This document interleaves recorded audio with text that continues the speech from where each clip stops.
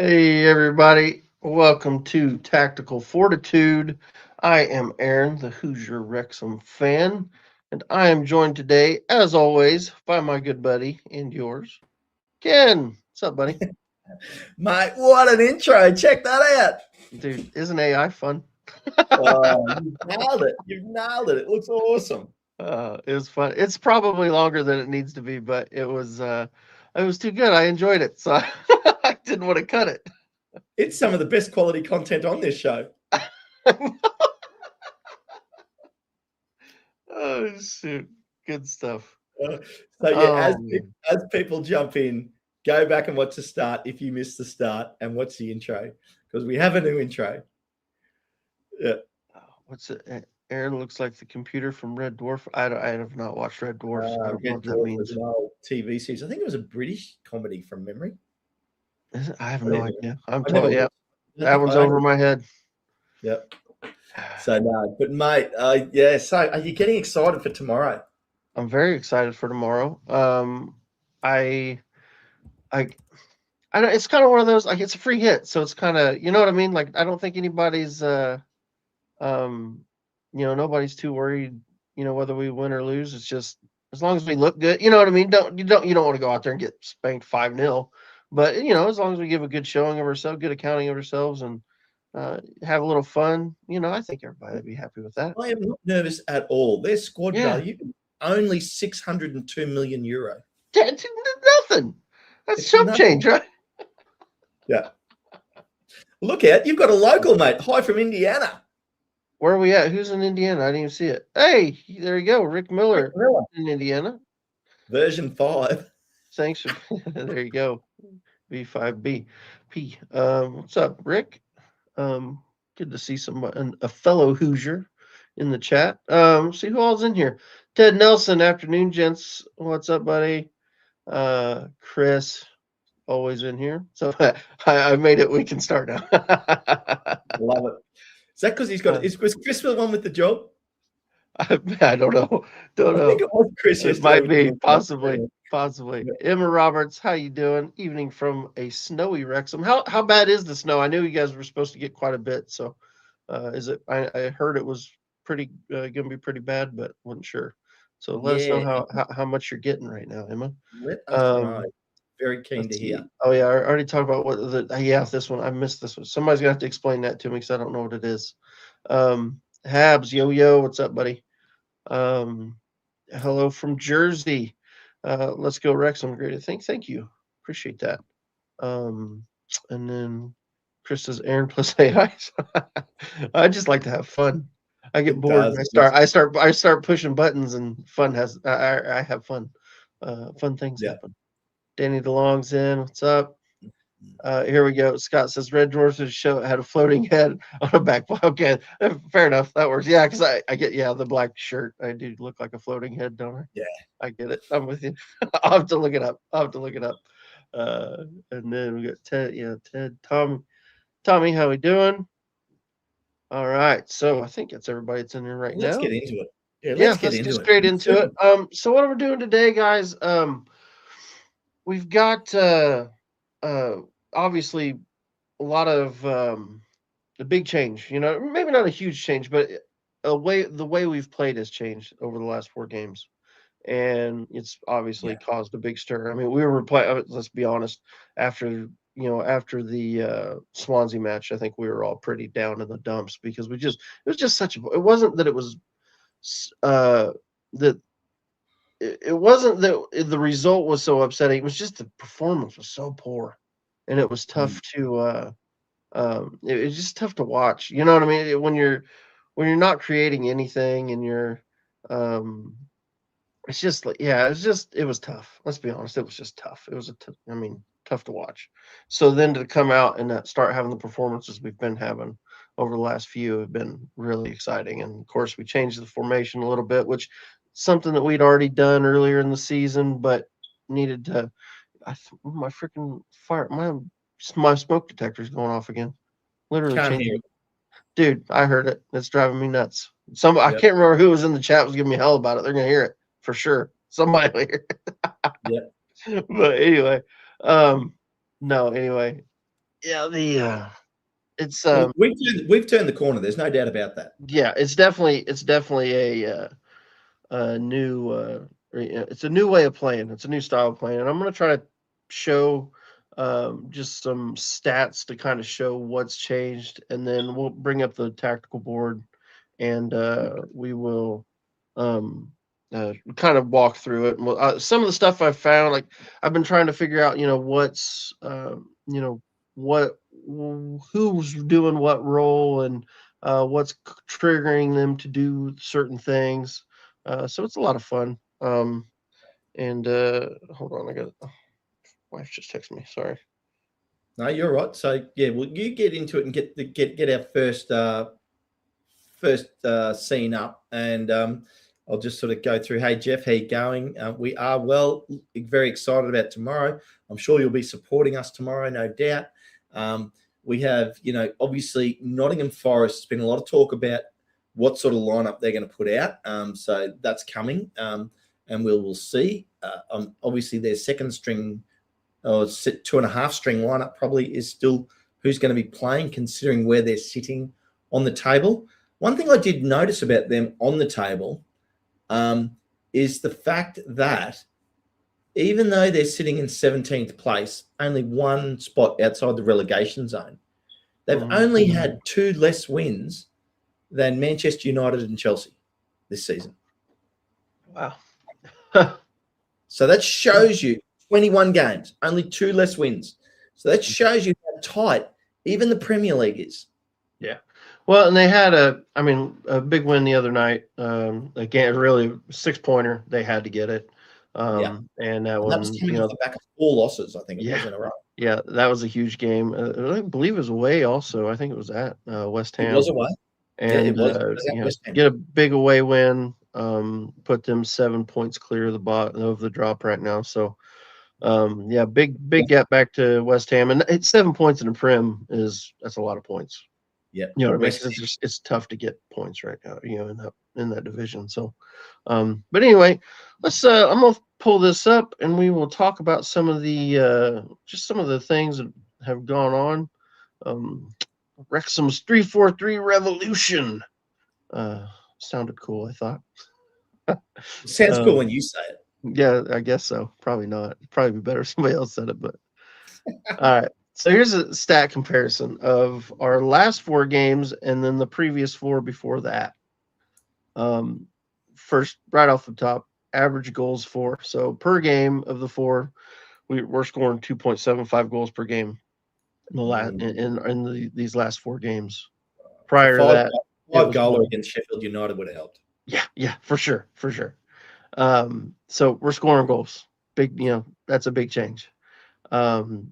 The average goals against, we're only conceding 1.25, and prior to that, we were conceding 1.75. So even though we've went a little more attacking, we've actually got a little better defensively. So I thought that was interesting.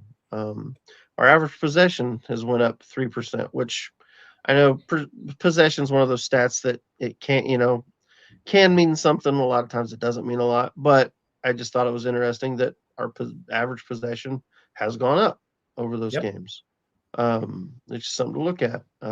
Average total shots per game, 12 in the last 4. 12 per game in the last 4. And actually, I'll be honest, because I did the average, the Blackburn game hurt quite a bit. It probably would have been a lot higher, but that one, it didn't. It hurt. Let's put it that way, because we didn't have a ton in that one, but it was because we were already ahead and we kind of sat on the lead, and I think they were happy to just get out of there with a 2-0 win. I was happy with the sitting on the lead in that game. We controlled that game. They were never threatening, you know what I mean? And I think had they have scored another goal, we could have turned it right back on. You know what I mean? You felt that. You just kind of always felt like we were on top in that one, so I wasn't too worried about it. John, did the intro go down well? I don't know. You need to go back and watch it and find out. Yeah, I loved it, John. Yeah, I thought it was awesome. Anyway, shots on target, 5 per match in the last 4 games. The previous 4 games of that is only 2 per game. And average big chances, 4 in the last 4 games. The previous 4, 1.5 big chances per game. Yeah. Average total passes. This was the one that I thought I really liked this one. The average total passes went to 426.25 over the last 4 games. Prior to that was only 385 passes. It's So massive, isn't it? we're passing the ball a lot better. Our average, not our pass accuracy, 78.5% over the last 4 games. Before that, it was down at 72.5. So every metric has just gone. You know what I mean? That type of stuff. Everything has gone up, and it's just gotten better. I Chris, think triangles, Chris. triangles, baby. You're dead on, and we will get to when I get the tactical board up. We will Yeah. talk about that, and I'll talk about one of the major problems. Me and Patty had a discussion right prior to. It was either right prior to or right just after the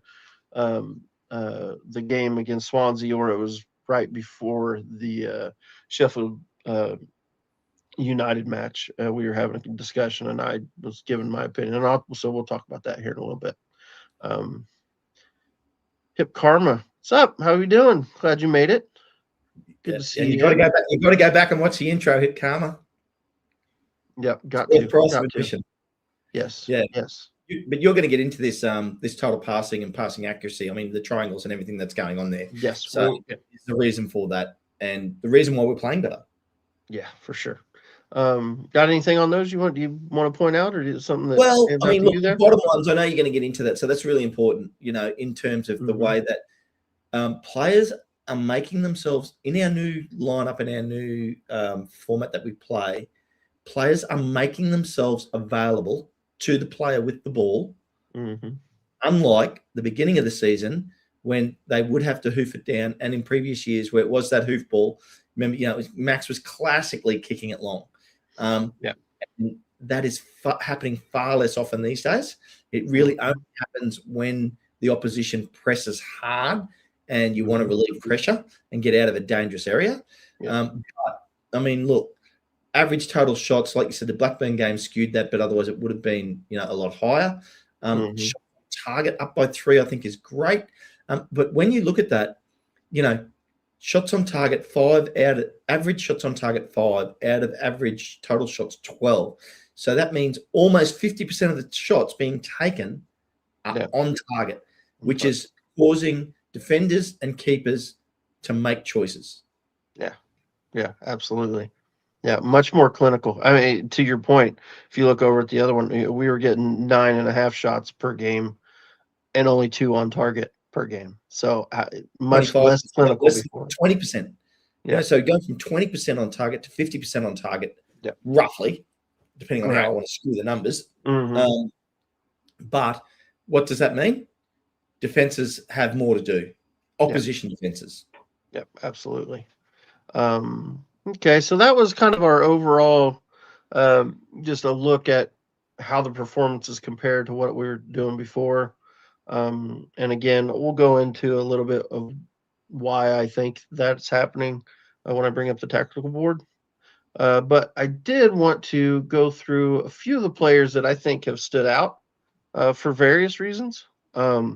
So I've got a couple breakdowns for the for the players. So let's get into that. So player performance. Nathan Broadhead. I think he's been fantastic. I think the way we've played has just really leaned into his strengths.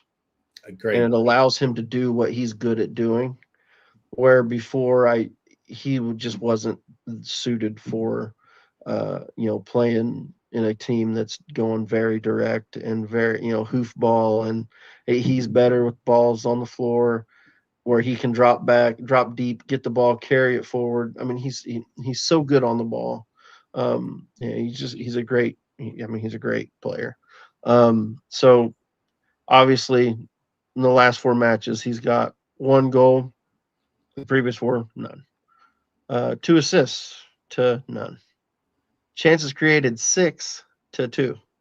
Now, interestingly, his average pass accuracy is about the same, So he's just a good passer of the ball. That's all that says. He's just always going to be good at passing the ball. Yeah. And then touches, he's getting on the ball more. Now, part of that is minutes, which is my next stat. But 179 touches to 114 minutes, 246 to 210. And then his average FOTMOB rating has been an 8.4, as where before it was a 6.45. So I thought that was very interesting, the way and honestly, I don't think that he's stepping up. I think it's just he's being allowed to do what he's good at, and his role in the team just works much better in this type of system, where there's three attacking players and they can play off each other.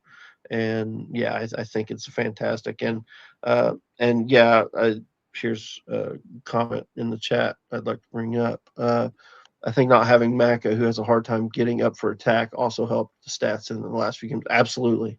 And the thing is, like, having a wing back that's not, it doesn't even have to be pace. Just having somebody that's really good at passing the ball, that is a smooth operator. And because let's be honest, he's fast enough, but he's not fat. He's not a burner. You know what I mean? He's not blowing people. He's not Kabore. He's just not. But he's a very good passer. Yeah, he's a great player on the ball. And so just having somebody out there wide in the wide areas that can do that, and let's be honest, deliver a great cross too. I mean, he got 2 assists in the first game, and he had several really good balls in, and we'll get to him here in a minute, because he is another one of the players I've highlighted. Of course, with him, I didn't do a previous for him because I'll get to it, but he was playing a different position, so it's hard to compare. But when you're playing different positions, but yeah. So yeah, Broadhead's been fantastic, and I just wanted to point that out, and just how this system has suited him and how much better he's played. So let's go to the next one. Callum Doyle.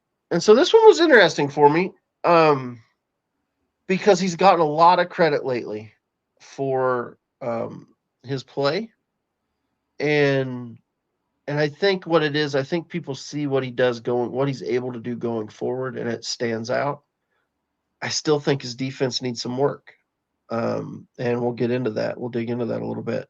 I don't think he needs to work a little bit defensively. And I'll give you a few other stats that I've got off the board here that kind of back that up. Of course, goals and assists, he's the defender. We're not necessarily looking for tons of goals and assists from a defender. But his pass accuracy has gone up. That's good. In the last 4, 75.25%. That's really good. Before that, it was only 67.75. And I think a lot of that was because we were hoofing the ball more and hitting long balls, because we were struggling our build-up play was struggling.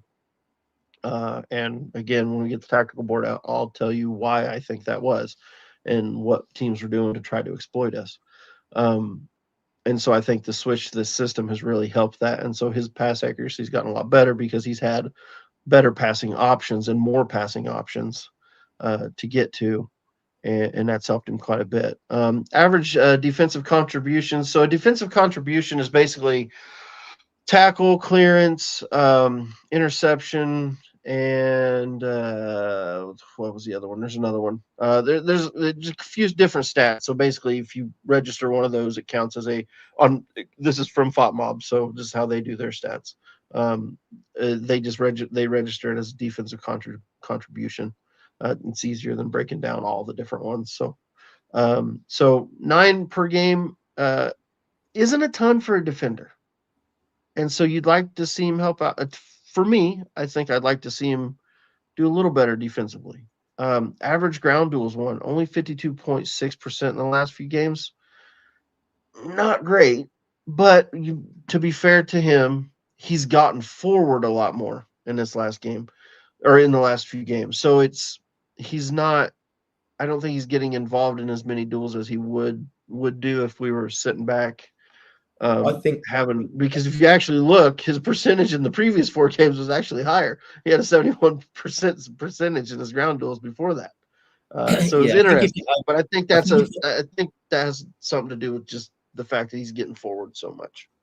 yeah, I think if you overlaid minutes on these games too, it would show a story because he hasn't played the full games. Well, he's played actually in the last four. He's played. No, Uh, to be fair, yeah, I guess the previous four he wouldn't have played all those games. yes, But it was because that was when he came in. But he played three of the four. Um, and the way I did it, I averaged. So when I did the average, like these averages, I did them by 3 games instead of 4. To be yep. fair, a little more fair to him, so he wasn't getting it registered in a 0 for one of them. So I try to And keep it fair to him. and But Chris in the chat there, I can see your messages. We'll obviously just continue on here. Thanks for letting us know that. I guess we'll wait and see because we do know that the pitch with the underground heating, they will do everything within their power to get that game on. So it will be probably more important what happens mhm. tomorrow through the day, to yeah, be I fair. saw yeah I saw somebody said in the I think it was in the Discord that they thought it was going to switch to rain in the morning. Yep. And so they thought it might melt a lot of the snow. So it'll depend on how it deals with all that moisture, the pitch. So we'll see how it goes. But I think we've got a pretty good pitch. We'll see. They're gonna try. Let's be honest. It's on TV. It's a Friday night. They're gonna try really hard to get that game on. So I mean, obviously, it is what it is. You can't fix everything. You can't beat Mother Nature, but there's a I'd say there's a good chance they still get that game on. They're going to try it now. Of course, if it's really bad as far as the driving, for supporters, that may not, maybe they won't be able to. So we'll see. We'll see how it goes, but hopefully they can get it in. So anyway, aerial duels, not horrible. 65.75%. It's actually pretty decent, actually, for aerial duels one. Um, you get down closer to 50, that's not so great. So 65.75 is not bad. 70 is kind of considered that's pretty well excellent. You're winning 70 or above, that's pretty dang good. So I think 65.75 it's not bad. So his aerial duel has been pretty decent, and that's up from 55.7% in the previous games. Mm. And then his average FOT mob rating has gone up with a 7.3, and I think a lot of that's had to do with the passing, and because FOT mob does give a lot of points for offensive stats, even though it's a defender. You know what I mean? I think there's something to be said. Maybe you could adjust that. I think defenders have an easier route to getting a higher score than an offensive player does.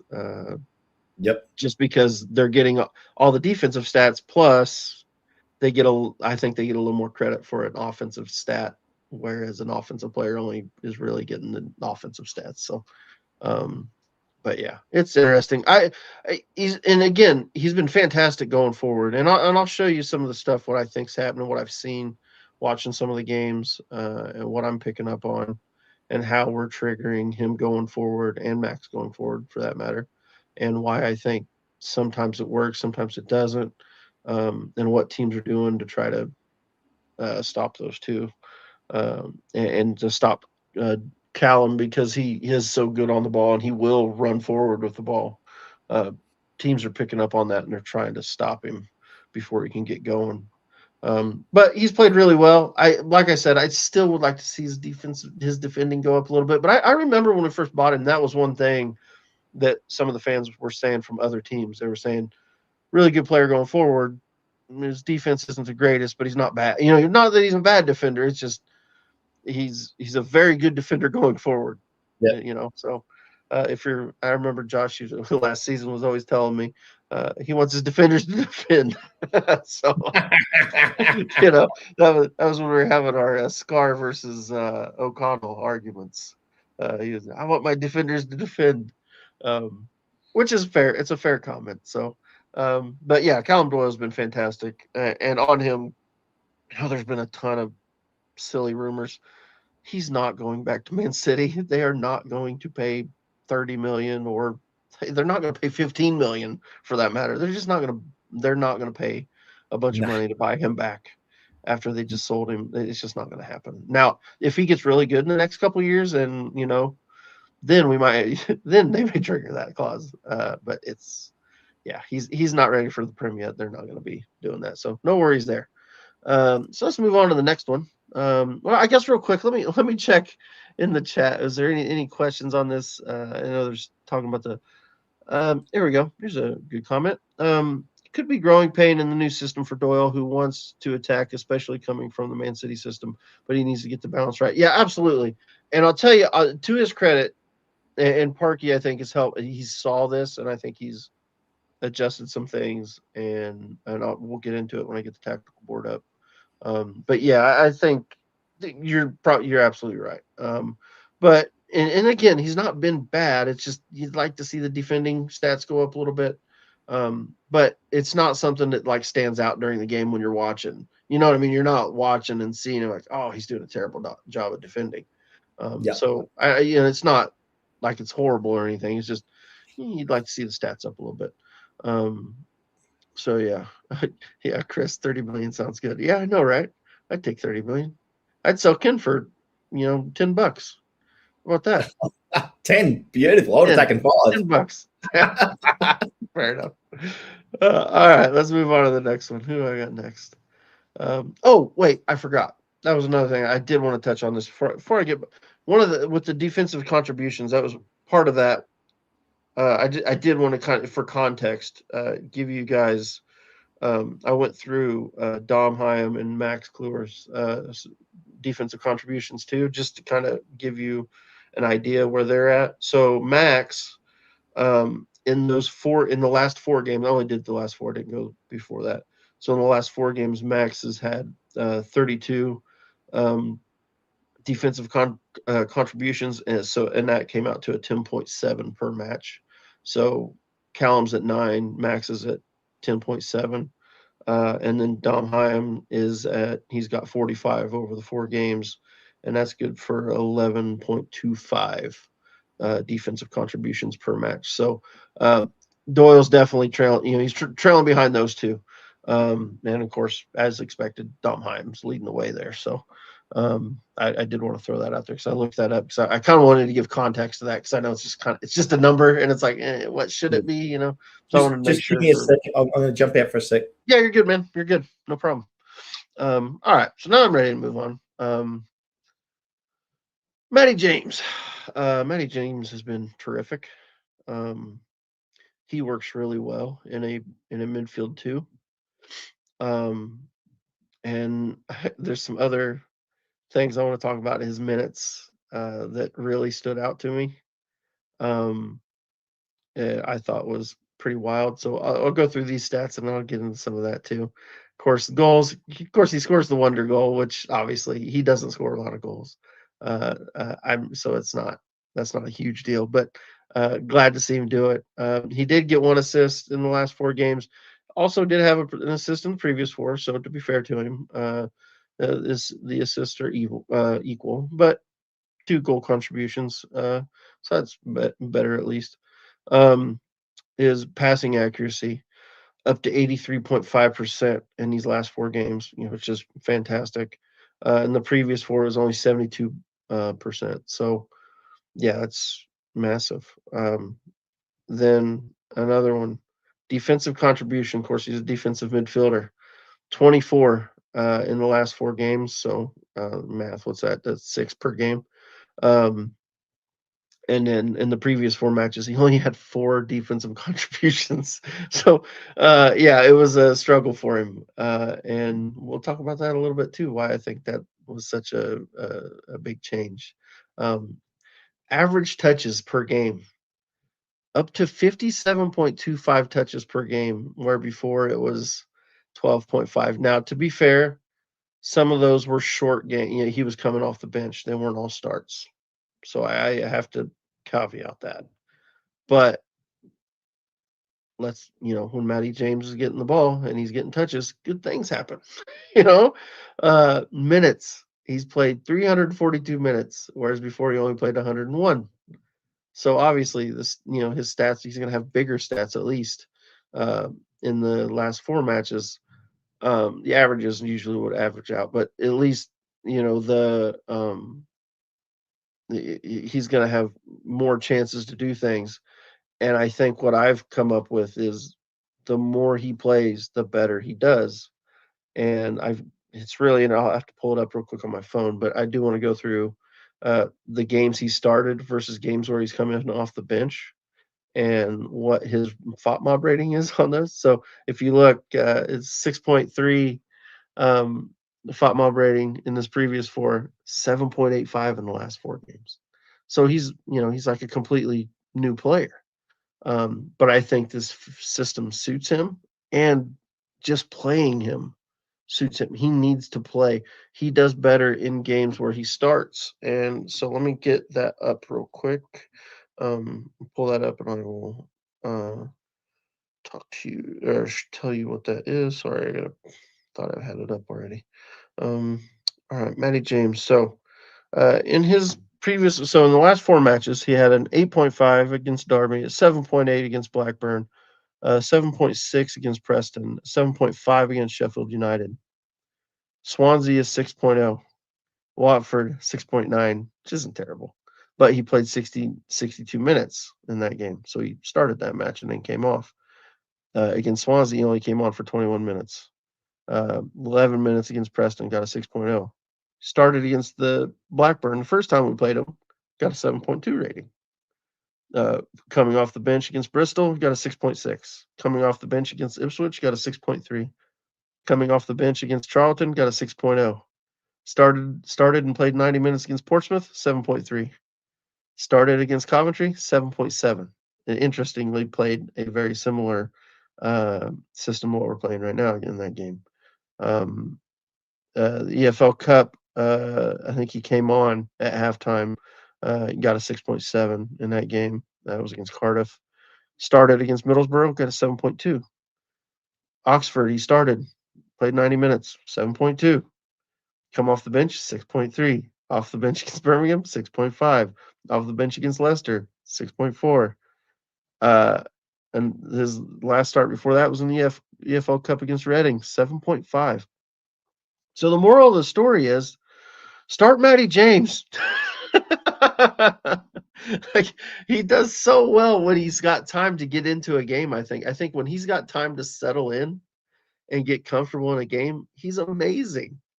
And I know he's an older player, and so I know Parky wants to save that, but save his legs some. And so I understand, bringing him off the bench every once in a while. But having a system where you can play him and Sheaf together makes so much more sense. And he plays so much better when he's got a whole entire game to get into the game, and he plays his way into the game, and he just turns it on. And by the end of the game, you're just like, gosh, look at him. I mean, he's just running things in the midfield. He looks fantastic. And Sheaf's a fantastic midfielder, but he kind of disappears sometimes because Matty James looks so good. I mean, it's kind of, gosh, it just blows you away. And that's not taking anything away from Sheaf, because he's fantastic. But Matty James' performance, especially in the last 4 games, has just been terrific. And he played 90 minutes, and I believe he played 90 in all of them. He may have came off against Blackburn. I can't double check that. But, yeah, he came off after 72 minutes against Blackburn, but he played 90 in the other 3. So, yeah, I mean, when he starts, good things happen. So starting Matty James and having a system where we can play Matty James and Sheaf together. I know when we first talked about it, a lot of people were worried about his pace and worried about I think they're just so good. You got to play him right now. I think you got to play him. Okay. So let's move on. I don't know if I didn't. Let me double check. We got a lot of weather talk. We got the Weather Channel going on here. Yeah, they're all going on about heaters and snow. And John's even worried about the snow now. But I mean, seriously, let's just build a fully covered stadium and fix the problem. Yeah, right. Here we go. Habs with a great point here. So when he played more defensive, he had less defensive contributions. But when we played more offensive, he has more defensive contributions. That makes sense in the new system. It's just I think he just fits better. He fits that role with a guy next to him when he's playing by himself and he's playing deep, which was what we were doing a lot beforehand when he was coming in off the bench for Sheaf. It was him at the base, and I don't think that suits him very well. He can do it. He did it last season, but that was in League One. I think there's a skill level, with the opposing teams now that makes it harder. And I think he needs the midfield to really be able to do what he does best, and turn things on. Yeah. Um, let's see what we got here. What John said. Funny enough, covered stadiums would make a difference with ice and snow. Yeah. Um, anyway, okay, let's see. Let's move on. George Thomason. Of course, like I said earlier, I didn't do a comparison for his previous four because he's playing a different position, so it didn't really make a ton of sense to do. You know what I mean? You're asking him to do different things, so obviously the stats are going to be different. So it's hard to compare. It's like apples and oranges. But I wanted to go through this. I wanted to point him out because I thought, I mean, obviously he's been fantastic. Um, so goals for, obviously hasn't scored, but he got 2 assists, both against Sheffield United, which was fantastic. And actually, really, probably almost you could almost say he should have had 3, because that cross to Windass, where Windass knocked the ball in and it came, went off the defender and scored. I mean, the cross on that was unbelievable. I mean, just an unbelievable cross. So yeah, it was really it was, yeah. You almost be willing to give him an assist for that one because it was fantastic. Um, Average pass accuracy 84.25%. I haven't looked it up, but I'm willing to bet none of our wingbacks have been anywhere near that this season. Uh, especially over like a 4-game stretch. They may have had like one game where they had, really good. Uh, it'd be interesting to look at Kakache's because he's actually a really good operator on the ball too. So his passing accuracy may have been high, but the others that have been playing a lot, I would bet that their pass accuracy has been pretty low, or lower at least. So passes into the final third, 17 chances created, 6 in 4 games. Defensive contributions, 30 over those 4 games. So whatever that comes out to, if you divide it up with 7 or so, something like that. I think a little more than 7 per game. And then average FOT mob rating 7.8 over the last 4 games, which is just, I mean, that the FOT mob rating, a 7 point. I obviously take it with a pinch of salt. It's a FOT mob rating. It doesn't necessarily mean anything, but it's a pretty good indicator if a player had a decent game or not. If you're scoring over a 7, you probably had a pretty decent game, And if you're scoring up towards 8, you're having a really good game. And if your Yeah. average is 7.8 over 4 games, you've had 4 really good games. It's just incredible. Yeah. So yeah, he's been immense for us. Well, And you've got the. go ahead. Go ahead. I was going to say you've got their passes into final third 17 and chances created 6. I think they're 2 amazingly good stats. Yep. Yep. For sure. So it basically he's getting balls into dangerous areas and create, and that is creating the chances. When you're passing the ball into the final third, that's you're causing issues, and 6 chances created over those 4 games. That's he's causing issues. Um, and so yeah, it's he's been fantastic. And like I said earlier, it's not that he's a burner. He's not a speedster. Now he's got a little pace to him. He can turn it on when he needs to. Um, but it's not. He's just working well with Broadhead and with Doyle. And those 3, you notice the 3 players that have stood out are the 3 players that are playing down that left side, and that's where a lot of our attacks been coming from. Which, and when we get to the tactical board, I want to show you something that I thought was pretty funny with Windass, because he spent a lot of time even though when you put it on paper, he's probably the right of the two tens or wingers, whatever. He spends a lot of time on the left side of the pitch because that's where the ball is. And you know that it's these guys are doing such a good job progressing the ball down the pitch that you know it's fantastic. It's just totally changed things for us. It's You've given us a got a great football brain. Like, yeah, that's the absolutely. difference. People that actually, when you watch a player, you can actually see if they understand football or whether they're just a gifted athlete. Mm-hmm. And there's a big difference between the two. Yeah. You can, if you've got a great football brain, you can be half a pace slower. You can not quite have the best kick or the strongest kick as another player, but you will outperform them every time. Absolutely. Absolutely. So yeah, I wanted to point him out, you know, for how good he's been. You know, so let's go. Did I have another one? No, that was it. That is my last one. Okay, Nice. so I'll drop that out. Any questions before I drop this? Let me double check the stat. Let's see. MB. I feel like assists can be a weird stat for wingbacks. He was in the Smith goal at Derby. Yep. But obviously he doesn't get the assist, and that's fair. Yeah. And that was kind of why I included the passes into the final third. Because he is getting getting balls into dangerous areas where that one's like it passes like that, and you know, and even the cross, like we were talking about earlier, the cross into Windass, where he gets nothing for it. You know, I mean, he really doesn't get any. You know, he doesn't get an assist for that, but he made that goal happen. You know, that cross was so perfect against Sheffield United, and Windass was able to put it in, and it goes off off a defender. Yeah, it was but it's just hard.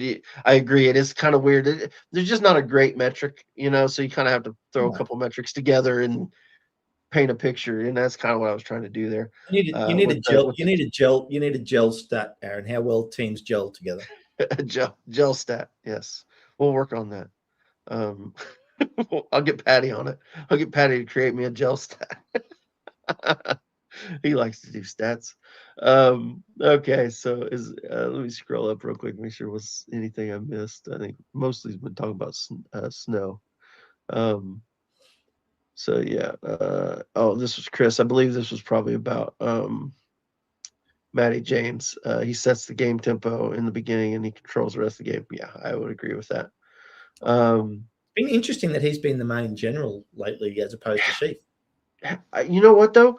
I think it suits Sheaf. I think he likes I agree. it. Yeah, I agree. I think he likes that role because he's very good defensively. Sheaf's fantastic defensively, but it frees him up a little bit because Matty James is causing so much trouble that he kind of can slip away, and it gives him a chance to get out and do some stuff.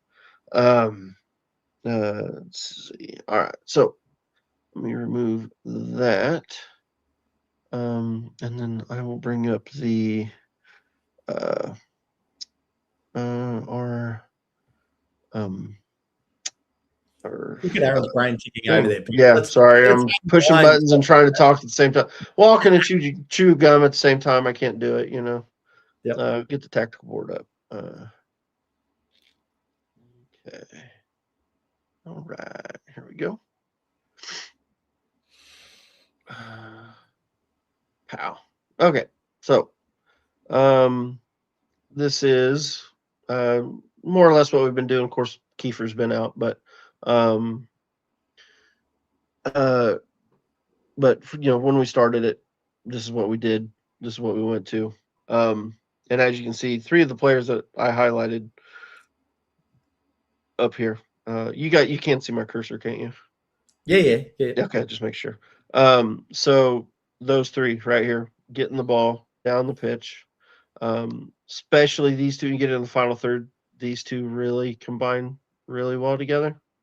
And then of course Kiefer's just doing big Kiefer things. And then what you're seeing is, so when the ball, this is one thing I wanted to point out that I've noticed. So when the ball goes down the left side, that triggers the left-sided center back to go forward. And so what you'll get is you'll get Thomason either deep or here, and you'll get Broadhead will take a position up in this general area or something like that. You know what I mean? He'll work, whatever. And then Yep. Doyle will take up space. There's space right in here, and he will take up that space. Now, when the ball comes down the right hand side, Max will do the same thing on this side. He'll take up that space down here. But it seems to be triggered by if the ball's down that side of the pitch, that's triggers which center back goes forward and helps out in the attack and joins the attack. Sheaf, uh, I'll be honest. I don't think him and James. I don't think either one of them have a specific role. I don't think Parkey's saying I need you to do this. I think he's saying you guys are good footballers, make good decisions, do what you can, help out if you help out offensively you can. If you need to cover, he kind of leaves it up to them. And I think he does the same thing with Broadhead and Windass. I don't think Mm. he says I need you to do this. Whereas a Pep Guardiola, he's telling his players exactly what to do. I want you to do this every time. This means this means this means it, and you got all these rules, and you have to do it exactly the way he wants you to do it. Parkey is more of you're a great footballer, go out and play football, and Yeah. he gives you that freedom, and I think that's what you see. So what I have noticed, I do think Hyam has played a little deeper, especially after the Sheffield United game. I think he was getting a little too far forward in that game. We got caught out when we were in attack. So I think we kind of picked up on that. I think halftime of that game he kind of started playing a little deeper. And then I think Sheaf has kind of helped out a little too, especially when Doyle gets into the attack. Yeah. He drops back Sheaf a little. kind of drops back a little bit just as a little extra coverage. And of course, Max will, when the ball, is on that, gosh darn it, stupid thing. When the ball's on that other side, Max will play back here. Heim will kind of rotate over. And then, like I said, Sheaf will do this. Now, occasionally he'll get forward and he will, he'll get the ball up in here, but generally he does play a little more defensive. And I think he's comfortable playing that way. Matty James, he can be anywhere. He pops up all over the place. He finds open space and tries to exploit it. He's not afraid to get up in the box and do And that, things. I think, leans into your point about Mm-hmm. Parky giving them the freedom to make Yeah. football decisions. Mm-hmm. Absolutely. When you got two players that are that good and that both have really good footballing brains, I think you can allow them to make that decision. And I think that's what we're seeing with Broadhead and Windass too, because what's happening is you'll get Doyle. Actually, I keep hitting the wrong button. You'll get Doyle, occupying the space, and then you get Thomason over here. All of a sudden, Josh Windass will pop up over here. He's looking to get the ball. He's like, "Get me on the ball." You know what I mean? And so even though he's our right winger or right 10, whatever you want to call it, he's over here and he spends a lot of time over here. And it's great because it just creates it's another extra pass for these guys to make. It keeps the ball moving. And Parky's fine with that. He allows that. And then Longman, he likes to sneak into that back post and be there just in case, a cross comes in Yep. and he can get to it. And this is we've been really dangerous with setups like this where you get Windass and Broadhead, or sometimes, and actually a lot of times, it'll be. And actually, I can illustrate this was it was actually with Sam Smith. So Sam Smith, I'll go ahead and pull more out. It was which goal was it? Which team was it? Was it Derby? I think it was the Derby game. I can't remember which one it was. It was the one where he's Broadhead got the assist to him. I think it was Derby. Yes. I think it was the first goal against Derby, if I remember right. So they were playing. Yeah, they were playing it back. I'm just going to throw some bodies in here just so we have a back three. Okay, so they had a back three, right? Gosh darn it. So they played that back three, and so Broadhead had the ball out here. Windass had gotten up into this area, and he basically because he was there, they had to keep an eye on him. But Smith had just kind of got locked in with their right-sided center back, or the right-sided center, right-sided center back, and he got into him, just wasn't pushing on him, but he was just right up against him. But he stood up and just tried to look like he's just there and not really doing anything. But you could tell him and Broadhead both had a plan. And Windass comes sliding out like this, and so the middle center back kind of came with him. And when he did, and it opened this space right here. Smith immediately makes that run, and as soon as he did, that ball was coming. They were both ready for it. Broadhead puts that, and it was created because Windass had gotten into that space, flashed across in front of that center back, and then he had to cover him because he's behind this center back, and there wasn't anybody else to cover Windass. Because if you didn't cover him, he was going to get the ball right here. You have Windass the ball right there, he's going to score. You Yep. know, but because it created the space in behind, Smith was able to make that run and make a really sweet, contact on the ball and put it in. That was a fantastic goal, and it was really well worked. And you could tell it was just because you had Broadhead and Windass being free. Smith smart enough to know these guys see me, they know where I'm at. If I make this run, he will get me the ball, and he Yep. did, and it was fantastic. It was, I mean, it was awesome stuff. Um, but yeah, it's been a lot of fun watching these guys play, Well, the especially thing is, the midfield with that four. movement, that you've just explained there and that goal, Aaron, Yeah, a lot of people don't recognize the Windass move.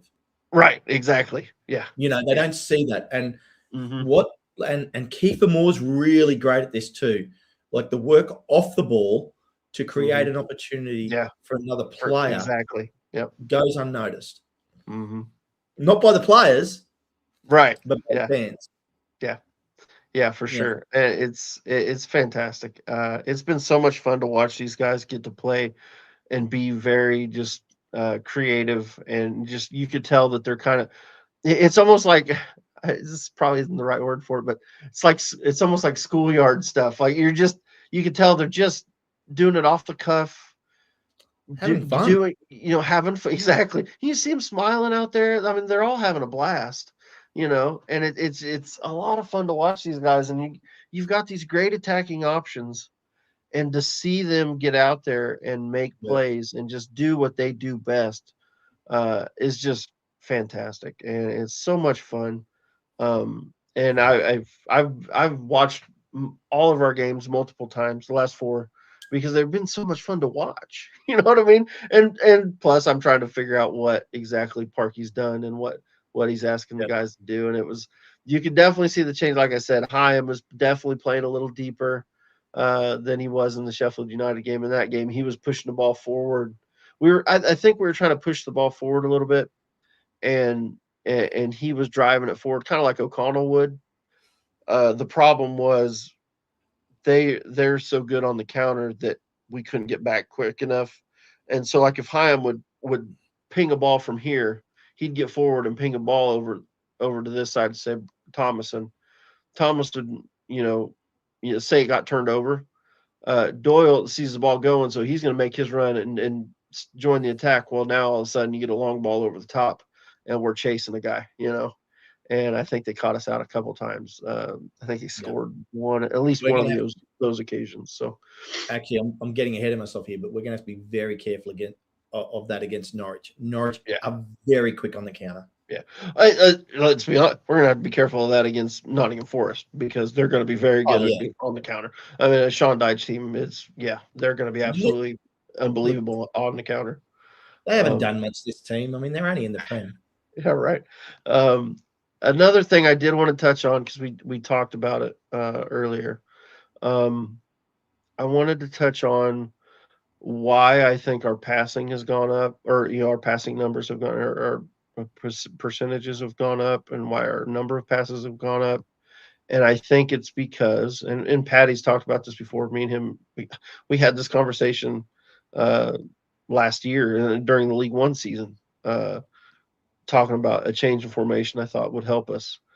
Um, so what you get is when we get the ball, let's say that it's either a turnover or Arthur plays it short to one of our center backs, say rolls it out to Doyle. He's got options. He's got Thomas in here. He's got Sheaf here. He's got Heim here. He's got places to go with the ball. What we were struggling with, we were playing a midfield three. Let's say I'll put James in the middle, and we'll say, well, Sheaf's playing forward, and let's just play him there for say, just for argument's sake, and then you got the 1-1, right? So you're playing the 1-1 with the midfield three. All of a sudden, those passing options for him aren't as good. The angle isn't as good trying to get it forward. So when teams would come out, I'm just going to steal some guys and throw them out here. So when they came out and pressed us, and this is what teams were doing. They were pressing us high, putting pressure on our center backs, and forcing, and they were taking away our wing back too. So they were taking away the wing back on the side where the ball went, and basically they were forcing you to make the pass to James. The problem was because he was playing more centrally, the pass wasn't an easy pass to make. And obviously they had more play. They had midfielders here too. You know what I mean? They were playing players forward, getting involved. You know, you had 5 or 6 guys getting involved with the press, and it was causing us issues. By playing the extra man, it's relieved that pressure because uh, now they can try that, but now you've got Sheaf, and then James can come over. So even if you press Sheaf, you got James to come over to help relieve that pressure. You know what I mean? And they don't want It, and they don't want to commit another player forward because that makes them then it leaves vulnerable. them out. If you get too many forward, all of a sudden you're in trouble at the back. You know what I mean? You don't want to commit too much. So that was, 5, I think, really is what they were committing. Most teams will commit. And if you've only, if you play the ball out wide, and then, so you've got 5 options, and you're able to cover them with 5 guys. The only option is what? Hoof it. And so we were hoofing the ball. Sometimes it worked, sometimes it didn't. You know what I mean? But Yeah. our passing options were just not very good. When we can build out from the back, when we have that extra player back here, it just changes everything. It just makes everything so much smoother. Our build up play is so good. Me and Patty, we had a real good conversation in the Discord, like private chat, just going back and forth on this. And because I was so frustrating, it was so obvious. Like, it was, to me, it was so obvious to see it. And I know Parky could see it. I just don't know why he wouldn't change. I think it was probably that game, and it was so, especially against Swansea, it was so frustrating because they weren't that good. There's no reason we should have lost that game. We should have been beating that team, and it was because you could just see, like, we had the better players. It was just we weren't playing well, and we weren't doing what we needed to do. And I think we just, this formation lets us get the most out of the players we have, and we have really good players. I mean, these 4 right here are 4 very good championship players, Mm. and when they're allowed to express themselves and play uh, the way they want, and you put them in a position to play that way, I mean, they're fantastic. You know what I mean? Yeah. So, yeah, I just, it was really frustrating, but I think that changed, in having the 2 holding mids really, really helped out a ton. It really changed things for us. It just gives you an extra option, and your build up play is just so much better with that extra guy back there. Um, so, and I know people, like, there would be times where we'd be playing, if we were playing the midfield 3, and you'd see Broadhead drop all the way back here to try to get the ball, and people were getting frustrated because, like, you're an attacker, you should be attacking, but it's like he's having to do that because we can't get the ball out of the back. We're struggling to get the ball forward, and he's having to drop all the way back here to get the ball off the center backs, you know, because we don't have the extra midfielder. Now with the extra midfielder um, back there in the extra defensive mid, he can do that job, and then they can, Broadhead can drop maybe here and get the ball, and then Yep. carry it forward and do what he does. Do the things that he does so well. Because his dribbling's unbelievable. He's so much fun to watch. As much as I like Windass, he's not near. I don't think he's near as good dribbling as what Broadhead is. Broadhead's so fun to watch dribble. Um, yeah, and Windass does some great stuff, but I also think, and I know Matt Racecourse Ramble kind of mentioned this in his podcast the other day. I think it was yesterday, actually. And I totally agree. Windass has been knocked. He's had little knocks here and there. I just don't think we've seen, since like the beginning of the season, I don't think we've seen a fully fit Windass. And so it'd be nice, maybe he gets a break tomorrow, and let him get some fitness back.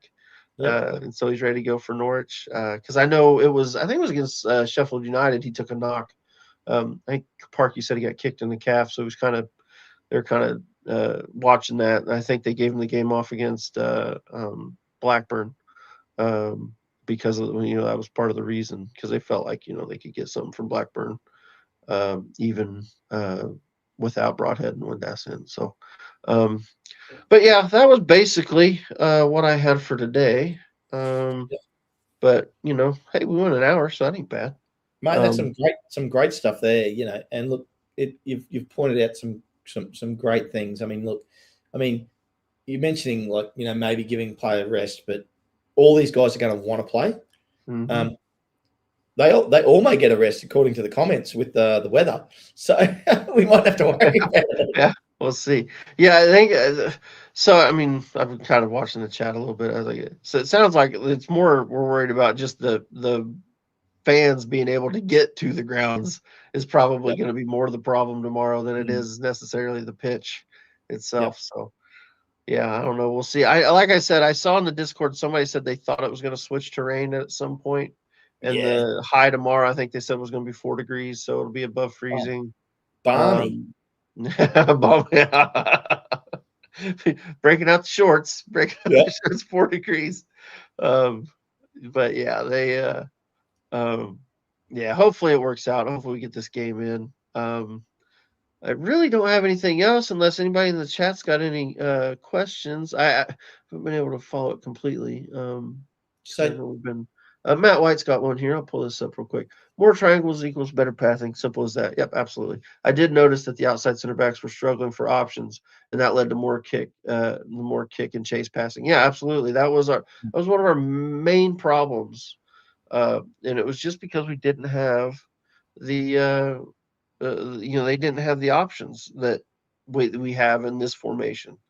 And we were just struggling to get the ball out from the back, and teams were pressing us. And let's be honest, not to take anything away from Swansea, but they just weren't that good. They really weren't. There's no reason they should have been able to do what they did to us.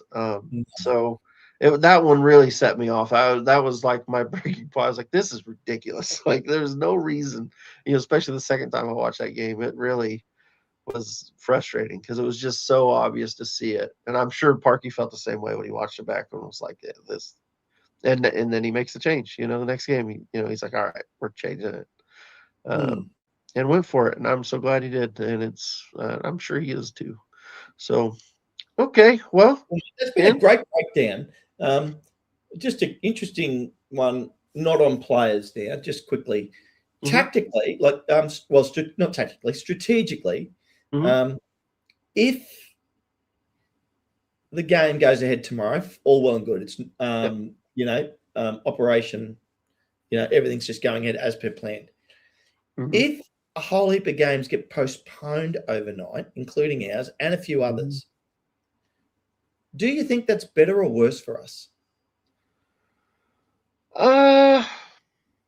It depends. And here's why. When does the game get rescheduled? I don't know if they have dates set aside already. So we already have a pretty busy schedule in the championship the way it is.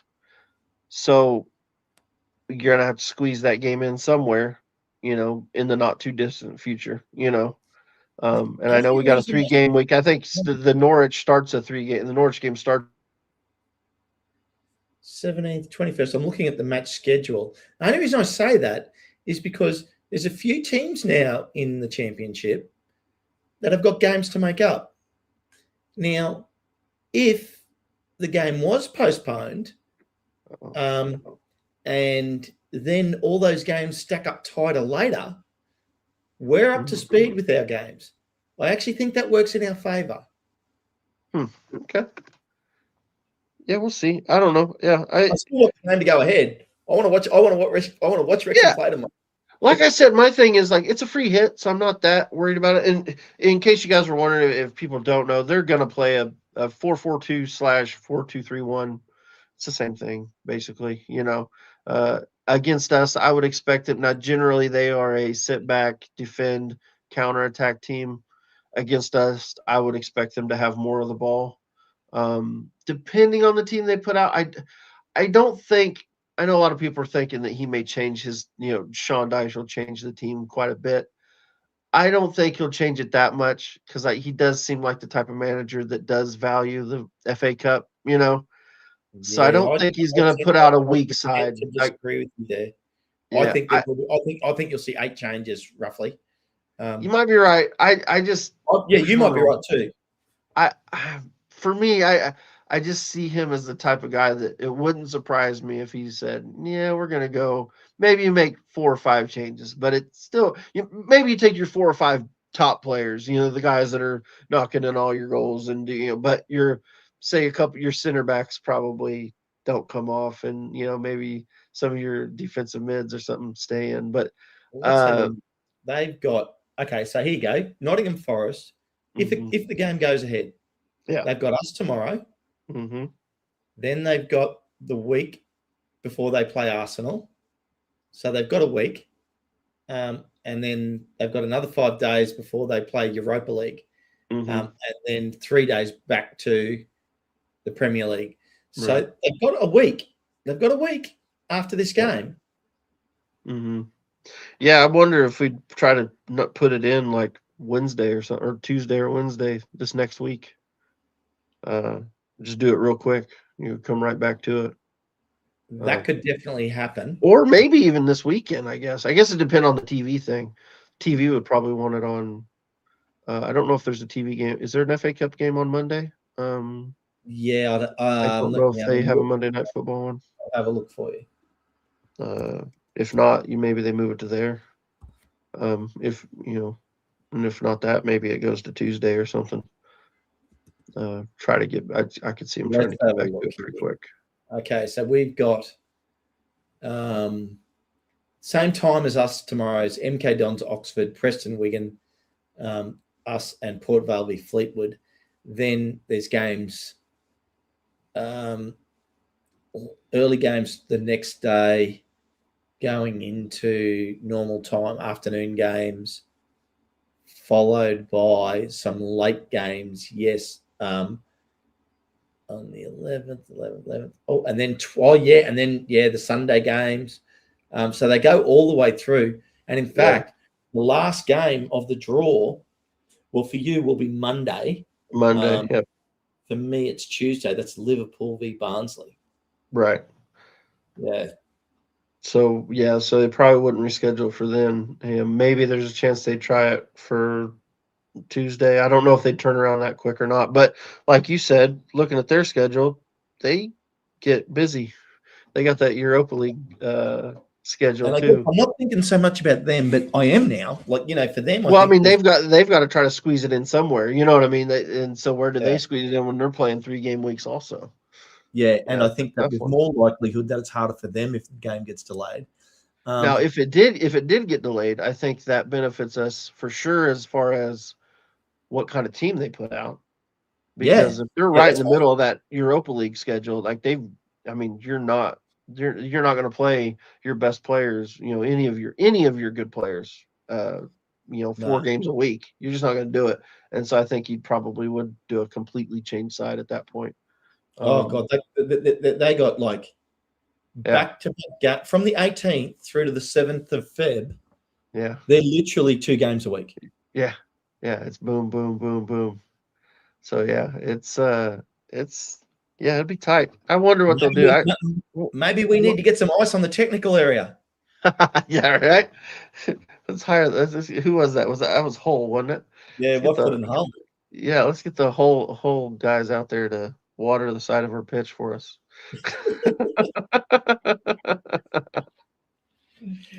Oh, funny.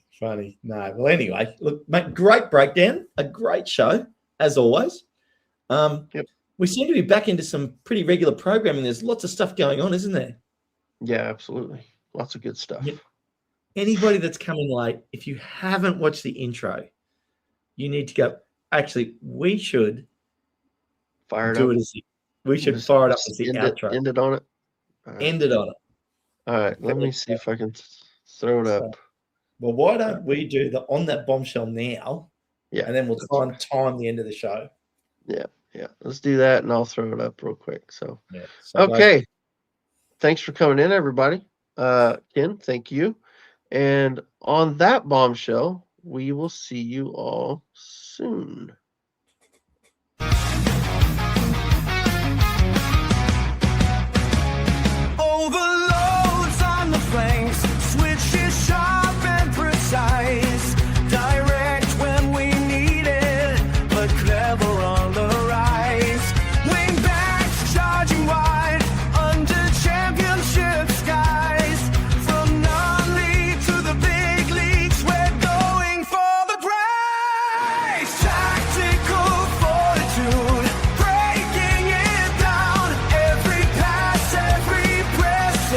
we go.